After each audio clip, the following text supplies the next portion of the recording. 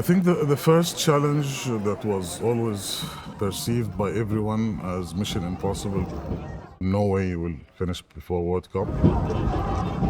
Since the towers officially opened for the World Cup, during the World Cup there were many festivities around here. It was designed to work as a public space. We wanted that public engagement, and it's most certainly fulfilled that dream. The project began on the ground, I would say, in 2019. But the project goes well before that.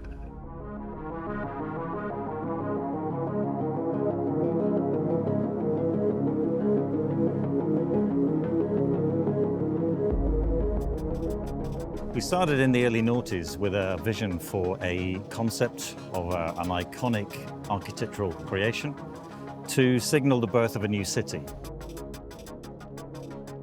We wanted to build the downtown of Lusail.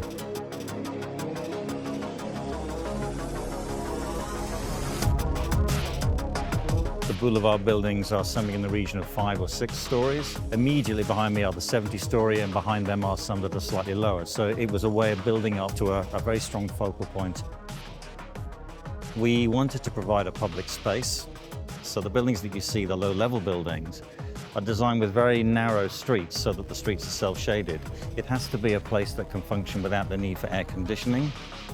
And it's got to be something which is inspired by the local architectural character.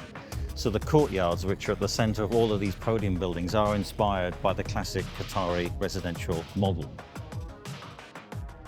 The podium buildings are made out of ultra-high performance concrete, which again is self-finished. The towers are clad in a special marine-grade aluminium, which is self-finished. It appears almost solid, which is a really clever trick because it's about 40% glazed and 60% solid. That's quite a high ratio, but it seems wonderfully appropriate for this part of the world. The vision was to always kind of use natural muted tones for the interiors. So you'll see in the main lobbies and in the sky lobbies that there's a lot of use of terracotta, and that's been selected purposefully to sort of reflect the culture in Qatar. We've also sourced locally stone from nearby Oman. There's nothing like it in Qatar.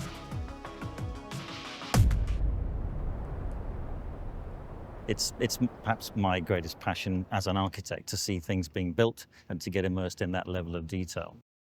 Working for a company like Foster & Partners, when you are the person who is, if you like, at the coalface, you have an enormous responsibility. The light that's in that cove. In Rory, I could sense from the early days an interest similar to mine in wanting to get the detail right. I think it's absolutely crucial for every architect to be on site at some point in their life. Our presence here allows us to review mock-ups in person, review drawings, go through details, ensure that we're meeting the design intent. And I think these are elements that cannot be done remotely. The cladding to the towers is a rather serious project, but was undertaken by a local company. That kind of commitment from local industry is something which is very precious.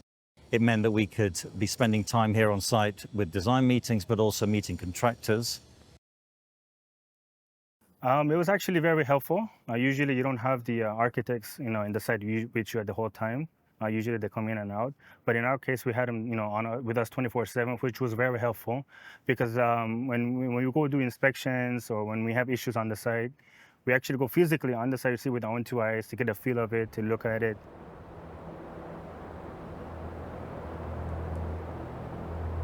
Every time I drive around the 4 Plaza Towers, every single time, I see the 4 Plaza Towers in a different shape.